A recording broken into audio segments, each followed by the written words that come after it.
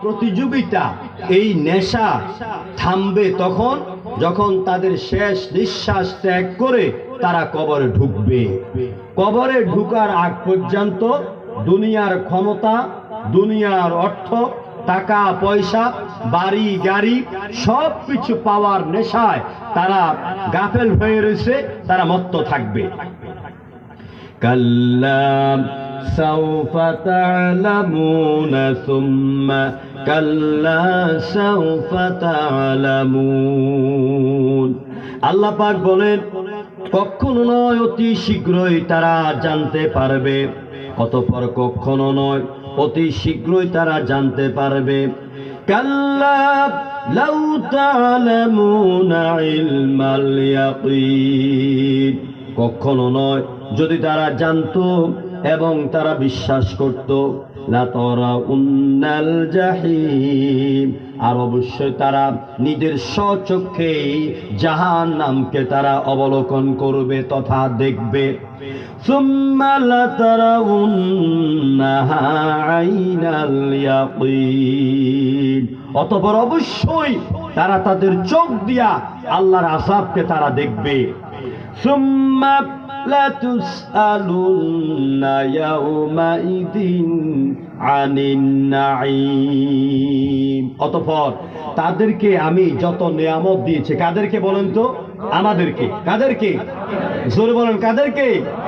আমাদেরকে। আল্লাহ পাক যত নিয়ামত দিয়েছেন, আল্লাহ বলছেন আমি সেই নিয়ামত সম্পর্কে আমি আমার বান্দাদের কাছে জানতে চাইব। যেরকম সুবহানাল্লাহ। একেবারে খুব ভালো করে বুঝেন, এই সূরা তাকাসুরের উপরে পরিপূর্ণ তাফসীর করতে গেলে আমার এখন থেকে আরো 2-4 ঘন্টা সময় লাগবে, কিন্তু আমি খুব সংক্ষেপে বলবো। এই জন্য এখানে আমার অনেক যুবক ভাইরা আছেন, বাজারে ব্যবসায়ী ভাইরা আছেন, ওলামাই কেরাম আছেন। এই সূরা থেকে আমি আলোচনা করছি, আমিও এটার থেকে মুক্ত নয়।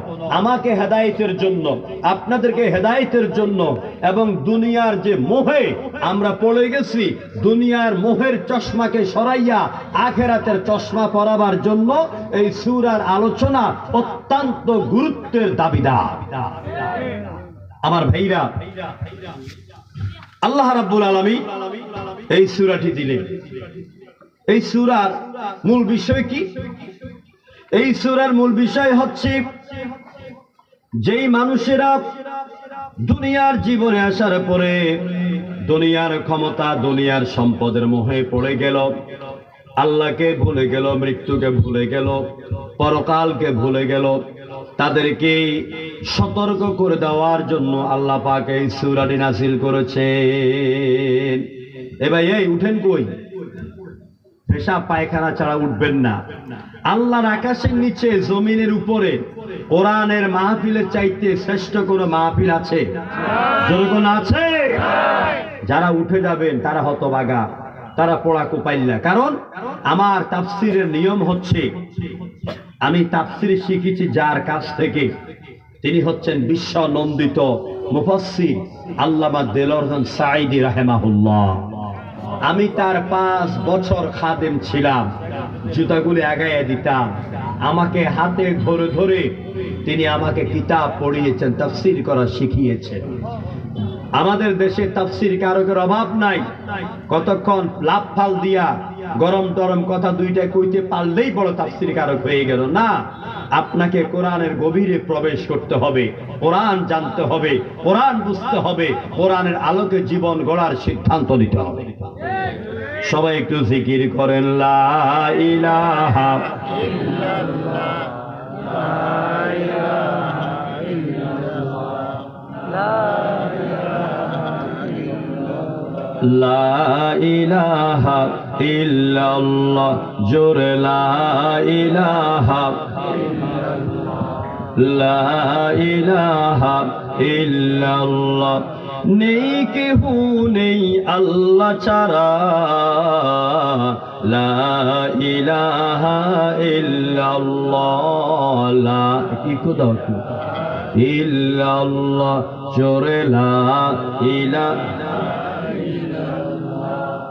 পাখির গানে গানে হাওয়ার টানে টানে ওই নামেরই পাই মহিমা, ওই নামেরই পাই মহিমা, বলেই আপন হারা লা ইলাহা ইল্লাল্লাহ। জোরে